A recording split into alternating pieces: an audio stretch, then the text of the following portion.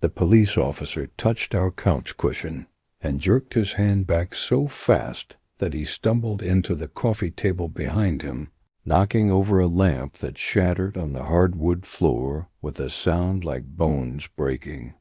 His partner asked what was wrong, and he could not answer at first, could only stare at his palm like something had burned it, like the leather had branded itself into his skin.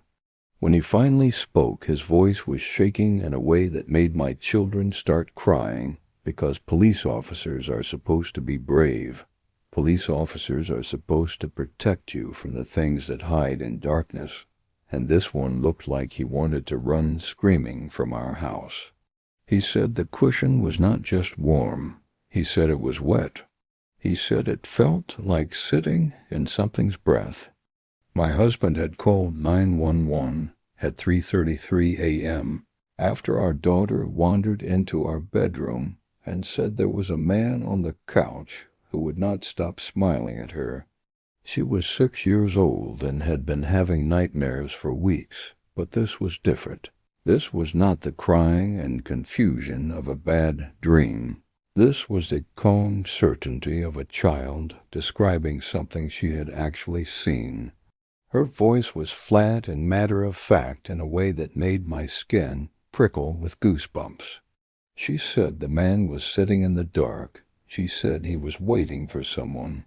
She said he told her to go get Mommy and Daddy because he had something to show us. We did not go to the living room. We locked our bedroom door and called the police and held our daughter between us while our 7-year-old son slept through everything in the room he shared with his sister. The dispatcher told us to stay where we were, told us help was on the way, told us not to engage with the intruder under any circumstances. We waited for 12 minutes that felt like 12 hours, and during those 12 minutes we heard sounds from downstairs that I will never be able to forget. The creak of leather as weight shifted on the couch. The soft, wet sound of breathing that seemed too slow and too deep to be human. The occasional tap of what might have been fingers drumming against an armrest in a patient rhythm that suggested the thing had nowhere else to be and all the time in the world to wait. The officers cleared our house room by room and found no one. They checked every door and window and found everything locked from the inside with no signs of forced entry. They swept their flashlights through closets and behind furniture and under beds and found nothing hiding in any of the places where intruders typically hid. But when they approached the couch in our living room, both of them stopped at the same moment, like they had walked into an invisible wall. The cushions were compressed in the unmistakable shape of a large human body. The leather was dark with moisture in a pattern that outlined where thighs and back and buttocks had been pressing down. And in the center of the main cushion, still visible despite the dim light, was a handprint that looked like it had been burned into the material.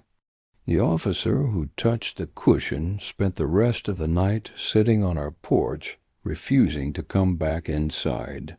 His partner documented the scene with photographs and notes and the kind of professional detachment that comes from years of training yourself not to react to things that should provoke reaction. He measured the dimensions of the impression and recorded that it suggested someone approximately 6.5 feet tall, weighing over 300 pounds. He noted that the moisture on the leather smelled like copper and something else he could not identify, something organic and rotten that made his nose wrinkle every time he got close. He'd bagged a sample of the liquid for analysis and told us the results would take several weeks. We never got those results. The sample disappeared from the evidence locker 3 days later, and no one could explain how or why.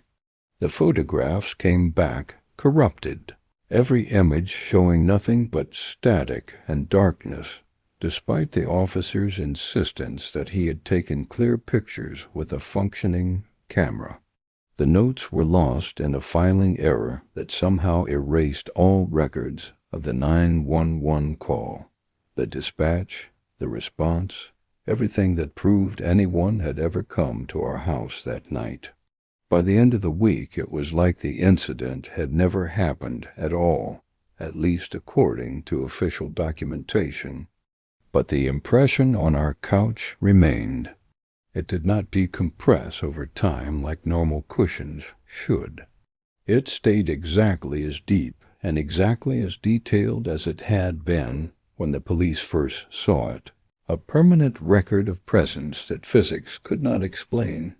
The moisture evaporated but left stains that no cleaning product could remove, dark patches that formed the outline of a seated figure like a photograph developed in leather.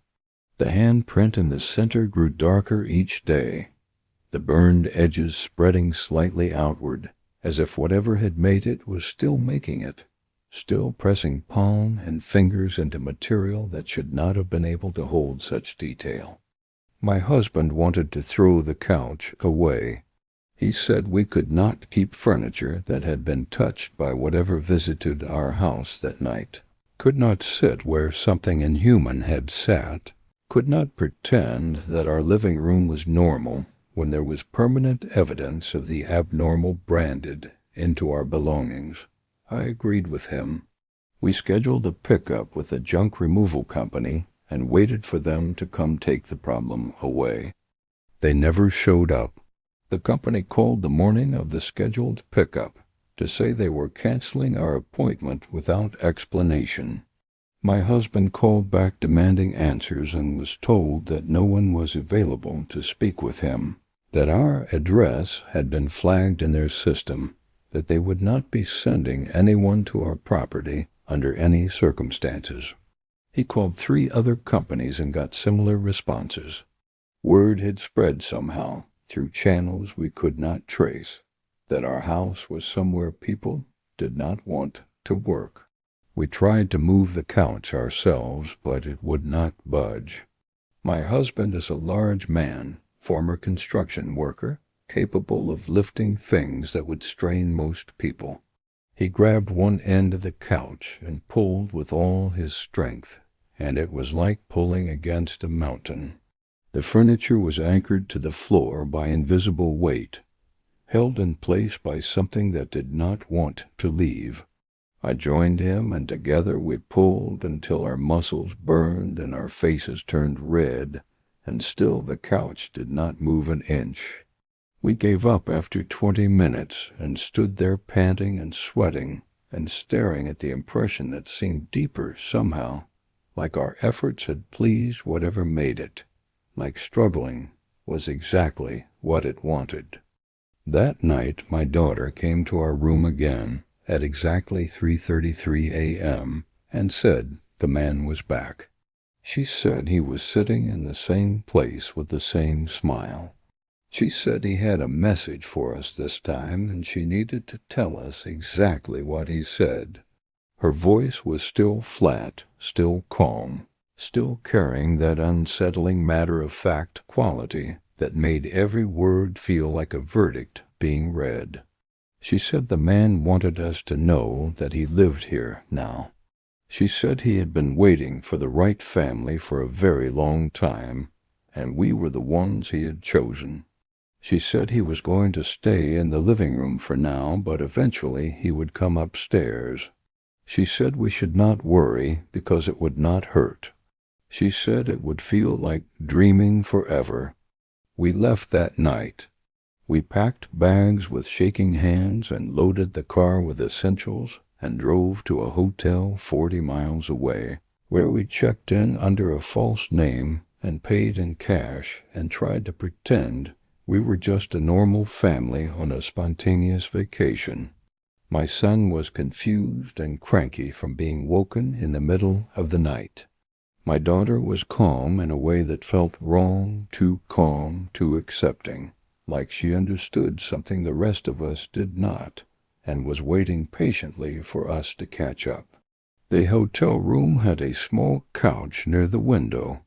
We did not notice it at first because we were focused on getting the children settled, on trying to create some sense of normalcy in a situation that had become anything but normal. It was my husband who saw it first, the compression forming in the cushions, the slow sinking of material under weight that was not there. He grabbed my arm and pointed, and we watched together as the impression deepened, as the shape became recognizable, as the exact outline that had appeared in our living room manifested in a hotel 40 miles from our house. The handprint formed last. It appeared in the center of the cushion with a sizzling sound that should not have come from leather meeting nothing. The smell of copper and rot filled the room. My daughter smiled and said the man was glad we had come. She said he did not like being in the house alone. She said wherever we went he would come too, because he had chosen us, and the choosing was permanent. We left the hotel and drove to my sister's house 2 states away, and the impression followed us there. We flew to my husband's parents in another time zone, and the impression followed us there. We tried staying with friends, with distant relatives, with anyone who would take us in, and within hours of our arrival, the compression would begin forming on the nearest couch. The handprint would appear. The smell would spread, and our hosts would ask us to leave with expressions that suggested they never wanted to see us again. The psychologists said my daughter was experiencing delusions brought on by trauma. The priests said our house needed blessing and our souls needed prayer. The paranormal investigators said we were dealing with an attachment entity that had bonded to our family unit rather than a specific location. None of them could help. None of them could explain how a psychological delusion could leave physical impressions on furniture.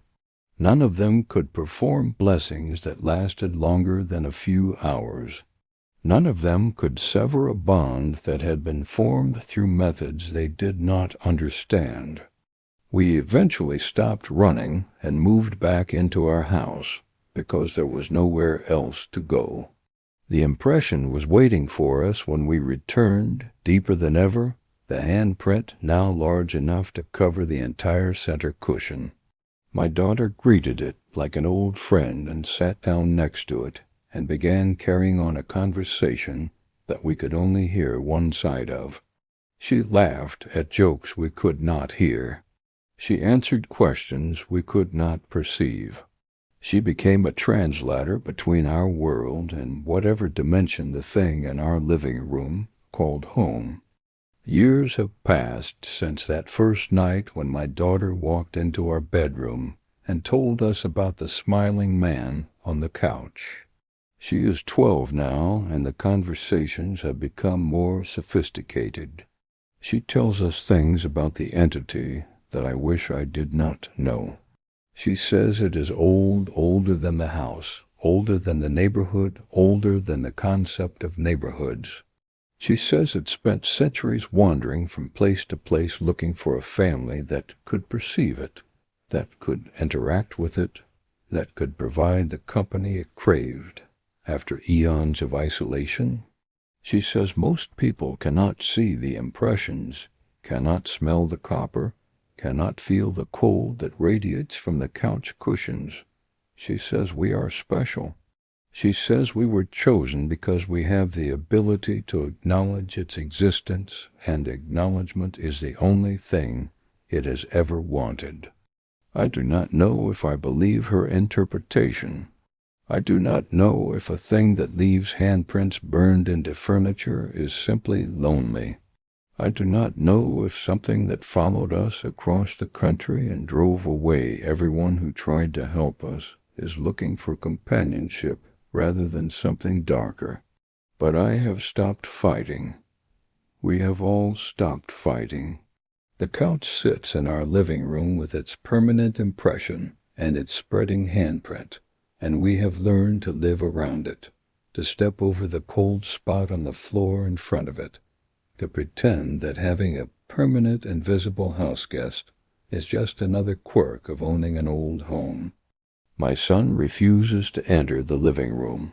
He is 14 now and has developed ways to move through the house that never require him to pass by the couch. He takes long routes to the kitchen. He uses the back stairs instead of the main staircase. He has not seen the impression since he was 7 years old, and he has worked very hard to keep it that way. I understand his choice, even if I cannot emulate it.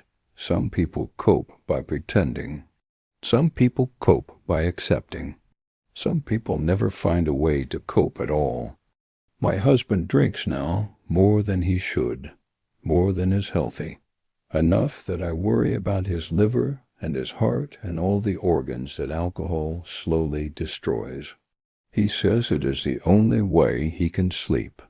He says when he closes his eyes sober, he can feel the thing watching him from downstairs, can feel its attention like pressure on his chest, can feel it waiting for him to come down and join my daughter on the couch and have the conversation it has been trying to have with him since that first night. The drinking muffles the feeling. The drinking creates enough static in his brain that the connection cannot form. The drinking is killing him slowly, but it is also keeping him alive. I am the one who found a different solution. I am the one who decided to stop running and start understanding. I am the one who sits on the couch now, next to the impression, and tries to communicate the way my daughter does so effortlessly. I have not heard its voice yet. I have not felt its presence the way she describes. But sometimes in the quiet hours before dawn, I feel something like cold fingers brushing against my hand where it rests on the cushion. I feel something like breath on my neck that carries the smell of copper and rot. I feel something like a smile directed at me from inches away, a smile that my eyes cannot see, but my soul can perceive. My daughter says it is pleased with my progress. She says it knows I am trying. She says it is patient because it has waited this long and can wait longer if necessary. She says eventually I will hear its voice, and then I will understand why it chose us, what it wants from our family, what it plans to do when all four of us can finally sit on the couch together and have the conversation it has been waiting to have. I do not want to understand. I do not want to hear its voice. I do not want to complete whatever process my daughter has already undergone, but I am so tired of fighting. I am so tired of being afraid. I am so tired of living in a house with something impossible and pretending that pretending is the same as surviving. Maybe belonging is not so bad. Maybe the thing on our couch is not a monster, but a different kind of family member. One we never asked for, but one we have been given nonetheless. Maybe my daughter is right and acknowledgement is all it wants. Companionship is all it craves. Connection is all it seeks after centuries of being invisible and alone. I am going to sit down on the couch now. I am going to place my hand in the center of the handprint and see if I feel what my daughter feels. I am going to stop fighting and start accepting and see what happens when you give an ancient presence exactly what it has been waiting for. If you are reading this, then please do not call the police if you ever see an impression on your furniture that should not be there. Do not call investigators or priests or anyone who will try to make it leave. Just sit down next to it. Just acknowledge it. Just give it the attention it craves and see what it offers in return. My daughter says the man on the couch is smiling at me right now. She says he has been waiting for this moment since the night he first chose us. She says I am finally ready to hear what he has to say. The couch is cold beneath me. The impression is pressing against my side, and somewhere in the space between hearing and feeling, I can almost perceive a voice beginning to speak. I think it sounds like home,